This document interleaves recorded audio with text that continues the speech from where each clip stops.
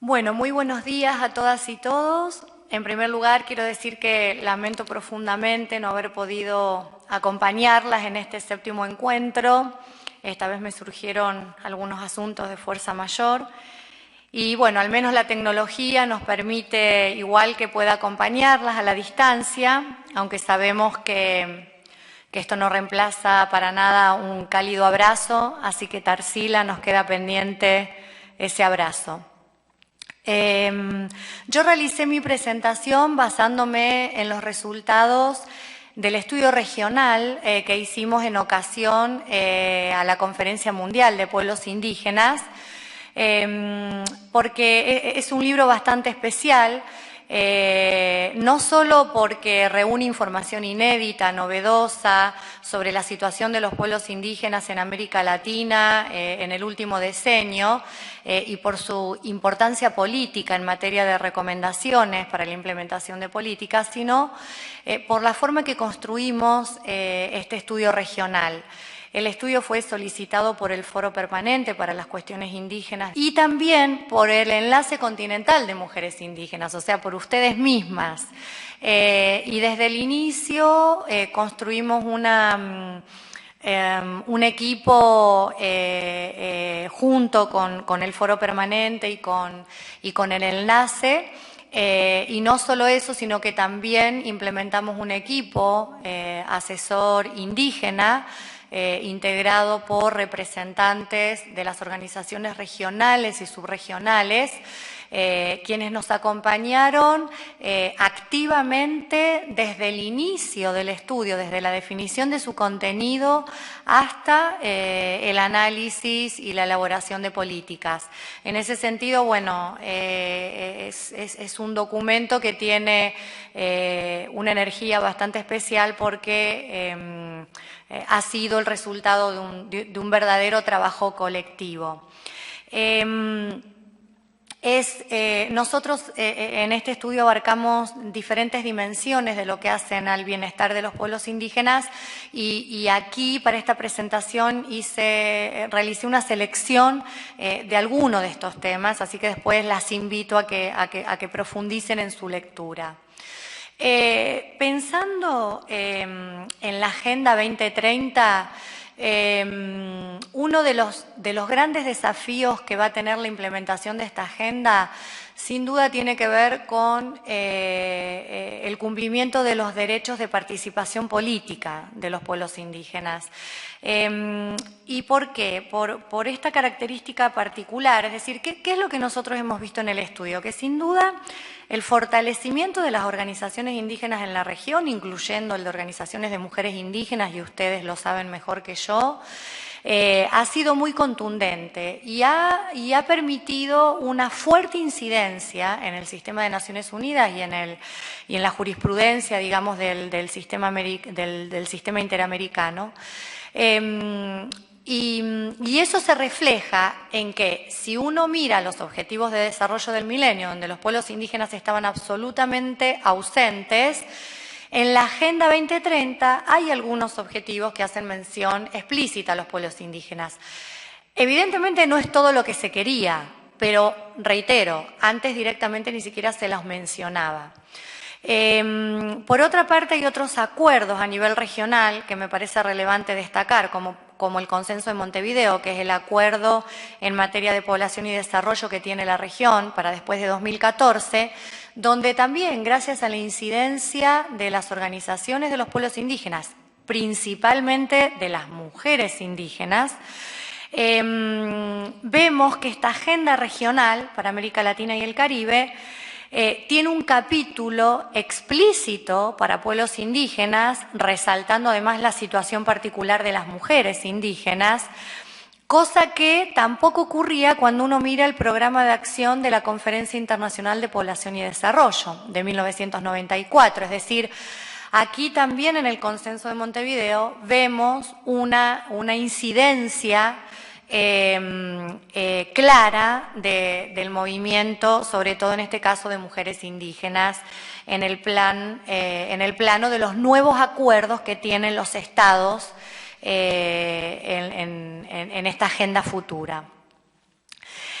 Ahora bien, lo que es importante resaltar es que tenemos que lograr que en la inclusión de los pueblos indígenas para la Agenda 2030 se tomen en cuenta tres ejes. Digamos, para nosotros los principales desafíos se articulan en tres ejes.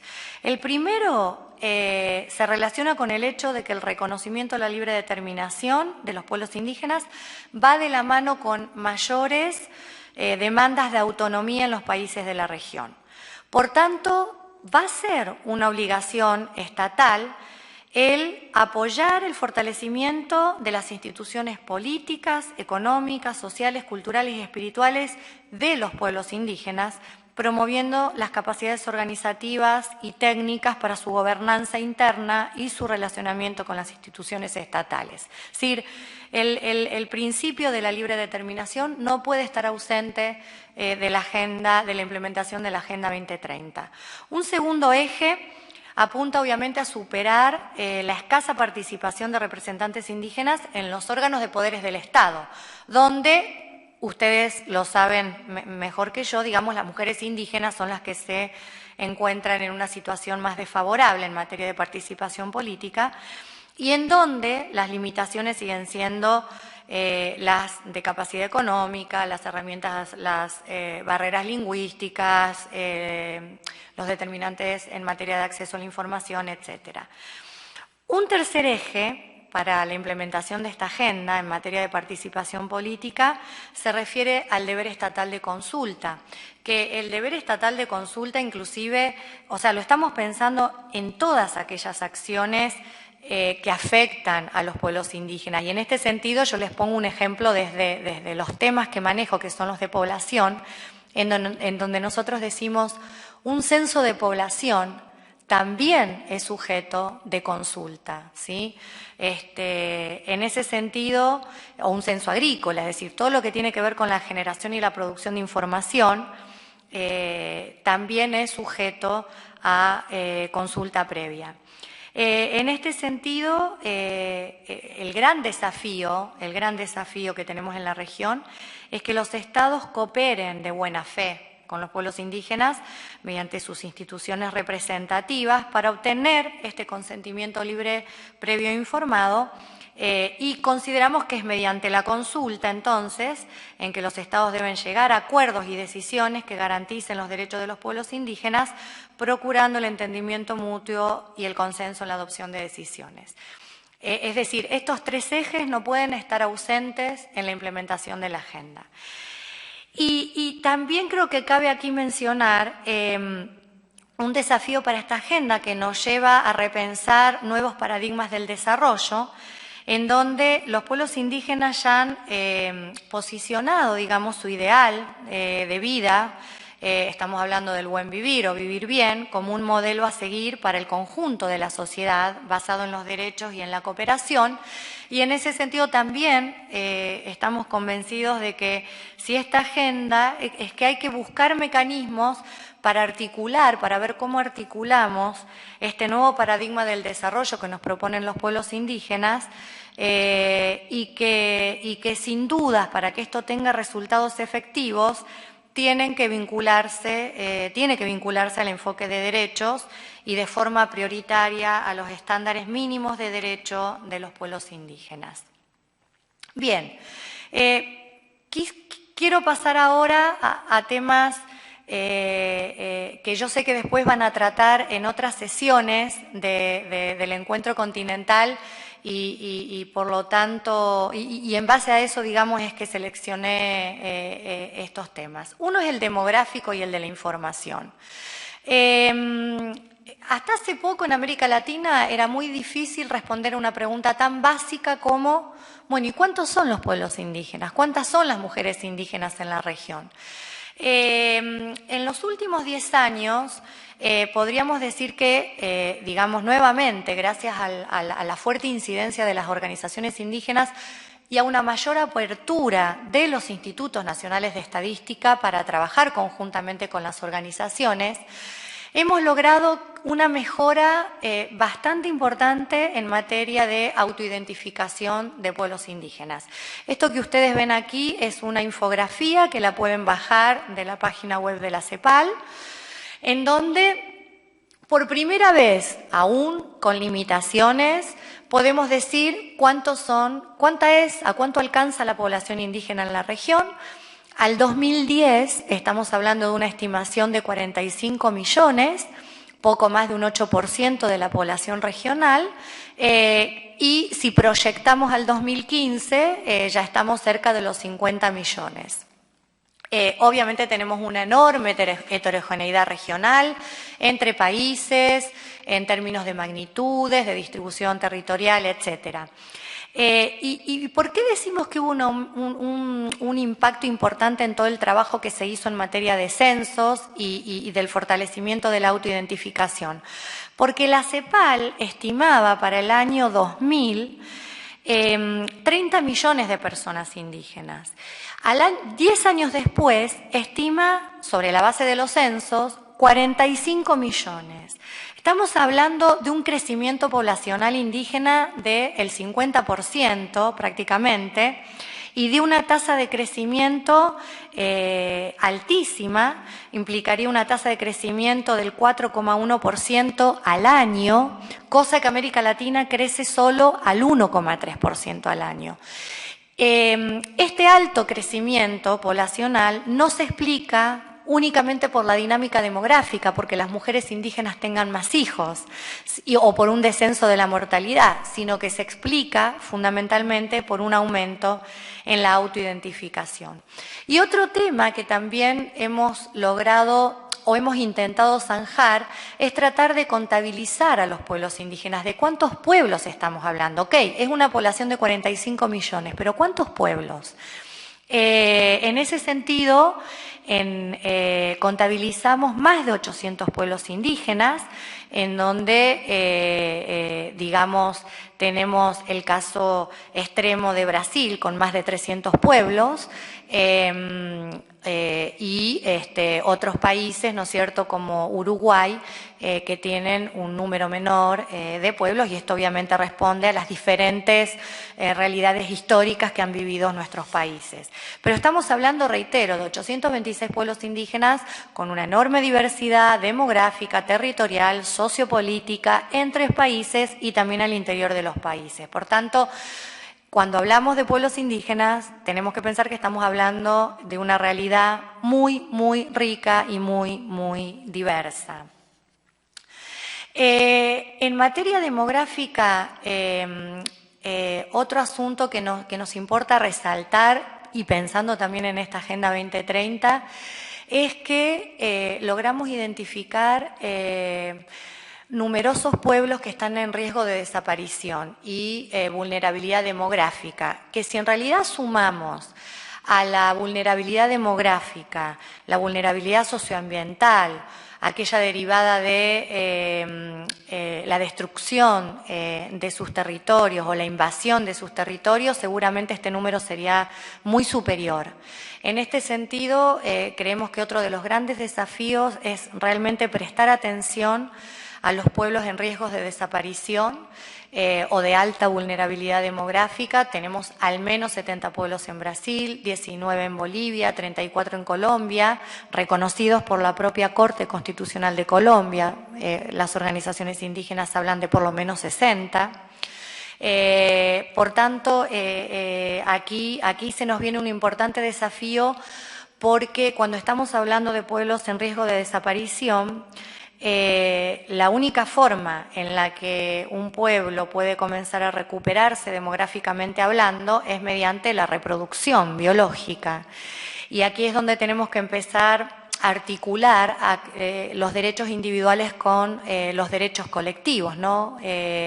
Piensen ustedes que hay pueblos indígenas que les ha tomado más de 50 años para recuperarse demográficamente en las zonas del Mato Grosso, por ejemplo, pero esto ha sido posible manteniendo una fecundidad, un promedio de hijos de 6, 7 hijos por mujer. Por lo tanto, digo, son temas que se nos vienen en la agenda y que hay que ver cómo afrontamos estos desafíos y esta articulación en materia de derechos individuales y colectivos.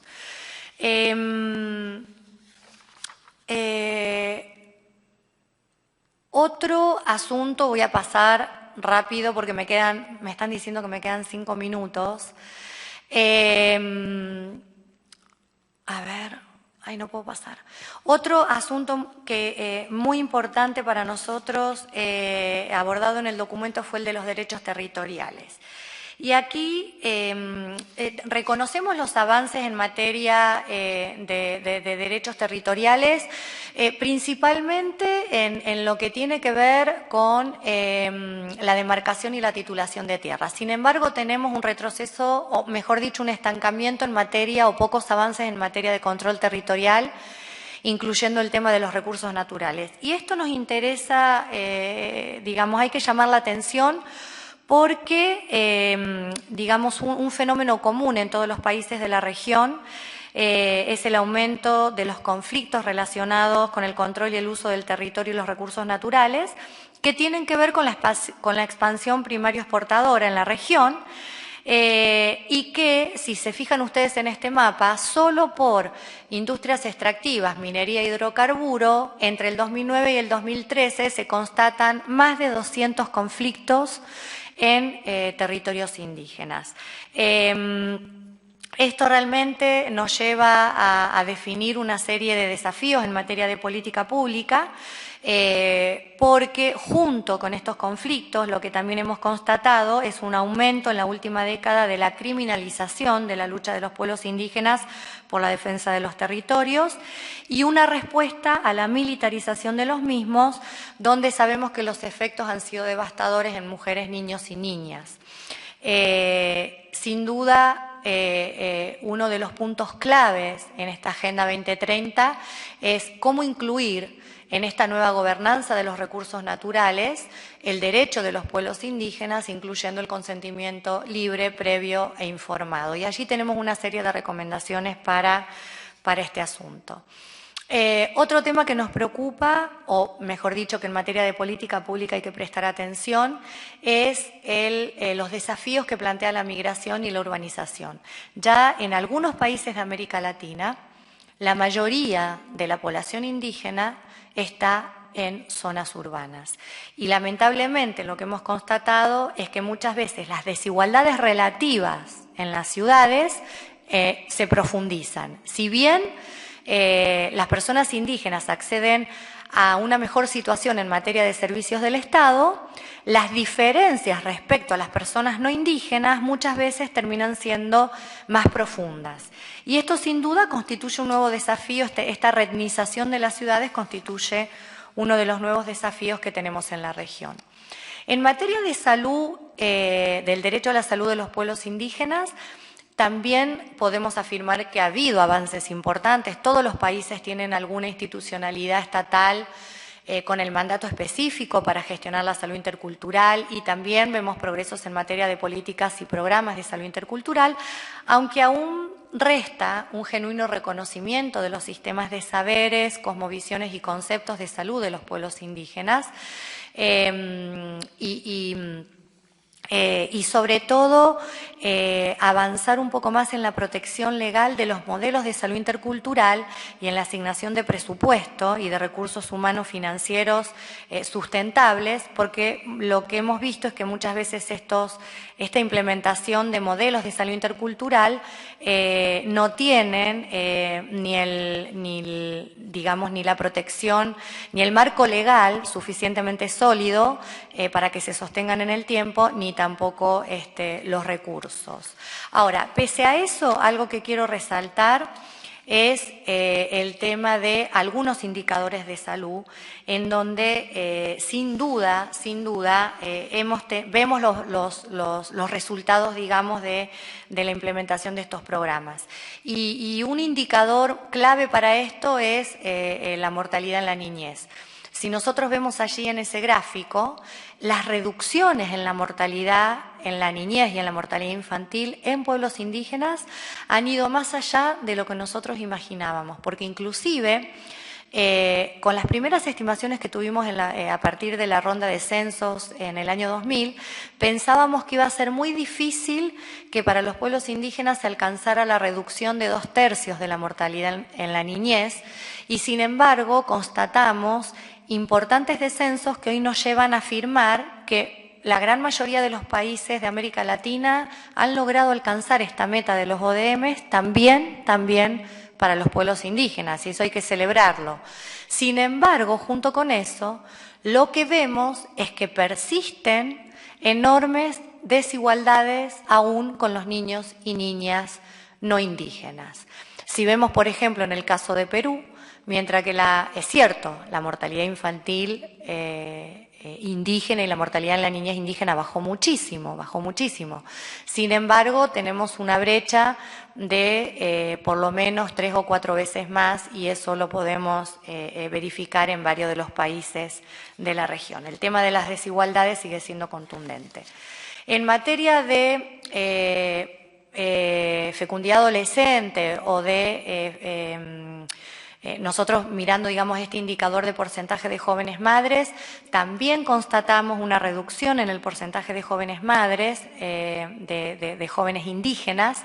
No obstante, nuevamente las desigualdades son bien acuciantes respecto a las jóvenes no indígenas, pero aquí tenemos, ojo, un trazador de la desigualdad que no es menor, y es la educación. O sea, aquí en este gráfico, por ejemplo, podemos ver que aún dentro de las jóvenes indígenas, aquellas que tienen menor nivel educativo,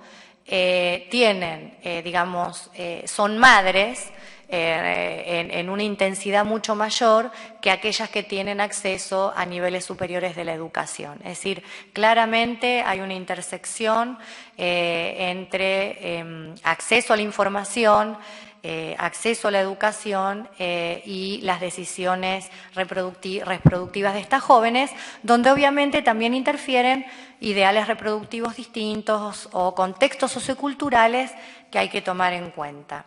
En materia educativa, también hemos observado progresos muy importantes en el acceso a la educación, sobre todo primaria y secundaria. Y en este sentido también este objetivo del milenio de alcanzar la enseñanza primaria universal en la región ha sido posible de lograr con las y los jóvenes y niños indígenas en buena parte de los países, no en todos. No obstante, donde tenemos grandes brechas es en el acceso a los niveles superiores de educación. Aquí vemos, por ejemplo, el porcentaje de mujeres jóvenes de 20 a 29 años con 13 y más años de estudio, es decir, que tienen al menos un año de universidad, y las brechas entre muchachas indígenas y no indígenas es contundente tanto en zonas urbanas y rurales. Después ustedes van a poder ver los datos con mayor detalle. Quiero, antes de pasar unas conclusiones muy generales, porque ya estoy en el tiempo que me solicitaron, que me asignaron, quiero decir que uno de los temas, y que sé que ustedes lo van a tratar en el encuentro, es el de la disponibilidad de información. Si bien en este estudio nosotros hicimos un esfuerzo enorme por procesar y por sistematizar la mayor cantidad de información disponible, todavía seguimos teniendo vacíos muy importantes, sobre todo en los temas que atañen directamente a los pueblos indígenas. Es preciso, por ejemplo, incluir la autoidentificación no solamente en los censos de población, sino avanzar en todas las fuentes de datos. Son fundamentales los censos agrícolas, son fundamentales las encuestas de hogares, para los cuales hay que repensar los diseños muestrales, son fundamentales los registros administrativos. Y junto con eso, el cómo empezamos a construir nuevas herramientas estadísticas que formen parte del sistema oficial, que nos permitan construir indicadores de derecho colectivo. Ahí tenemos un rezago bien importante, porque sí hemos avanzado en algunas propuestas conceptuales en materia de cómo medimos derechos colectivos en función de los requerimientos de los pueblos indígenas, que son precisamente propuestas conceptuales que provienen desde los propios pueblos indígenas, tal como los temas de violencia desarrollados en el Enlace Continental de Mujeres Indígenas.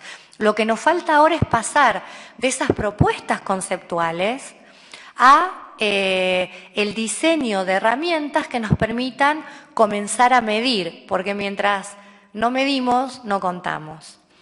Bien. Voy a avanzar, allí también pueden ver algo relativo a la brecha digital, que no es menor, y en definitiva concluir diciendo que para avanzar hacia la igualdad en la diversidad, que es la meta que tenemos en la región, y que es un asunto que debe estar presente en la Agenda 2030, es importante que estos nuevos pactos para la igualdad que propone la CEPAL, estos pactos en donde debe haber una articulación y una negociación entre Estado, sociedad, en este caso pueblos indígenas y empresas, deben basarse en los estándares de derechos de los pueblos indígenas, garantizando el principio de la libre determinación. Tenemos que seguir fortaleciendo los mecanismos de seguimiento y rendición de cuentas, renovar los compromisos por parte de la comunidad internacional con los pueblos indígenas, con las mujeres indígenas. Nos preocupa un poco la desaceleración del apoyo de la cooperación internacional para los asuntos de pueblos indígenas y de mujeres indígenas. Hay que renovar estos compromisos en el ámbito internacional y regional. Y un punto que nos parece muy relevante es el de considerar que los conocimientos ancestrales, las innovaciones y las prácticas tradicionales de los pueblos indígenas para la conservación y la utilización sostenible de la diversidad biológica, así como el desarrollo de diferentes modalidades colectivas de las economías indígenas, nos ofrecen una oportunidad valiosa para la construcción de un nuevo paradigma del desarrollo, basado en un cambio estructural hacia la igualdad y la sostenibilidad. Es decir, tenemos que empezar a reconocer el aporte que pueden hacer los pueblos indígenas en el porvenir de nuestra América Latina soberana. Muchas gracias y le mando un abrazo grande a todas ustedes.